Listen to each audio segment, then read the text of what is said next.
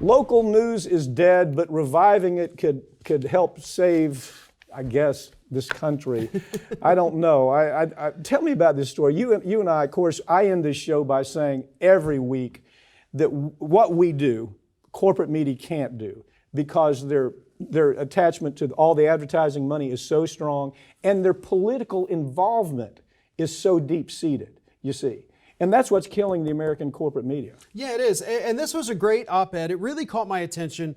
Washington Post opinion writer Perry Bacon Jr., just so everybody knows, puts out this wonderful piece where he starts talking about we got to put money, $10 billion he's calling for, in local news. Yes. And I think a lot of it does have to do with the fact, like you say, corporate media can't tell stories anymore. Right. But more and more, corporate media has bought up your local newspaper, your local news outlet, you know, your Channel 3 ABC News or whatever you got in your area.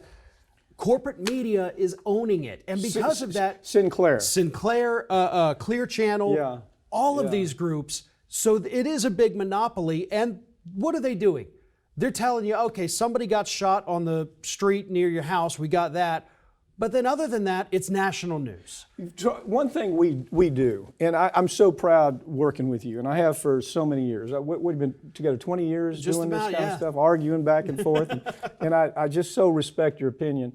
But the reason people tune in, the reason our traffic is as high as it is because people get a chance to see what corporate media doesn't talk about.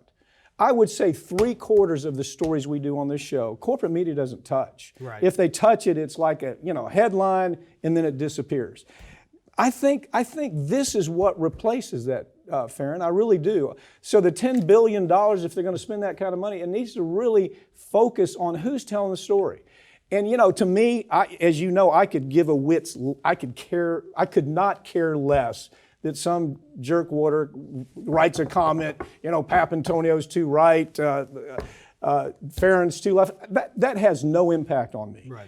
And as a matter of fact, what we do, as you probably know, is we try to get in a thinking audience, an audience that says, I'm not so damn tribal that I can't think of the other side. That's the problem with media. It's so polarized. Well, and we need a local media almost as much. People need to pay attention to local media like they do with local elections and local school board races. All politics is local. All news should also be local. Yeah. And we need to hear about, how many cases have you tried because an entire town, a small town, but 20, 30,000 people, poisoned by a massive mega corporation?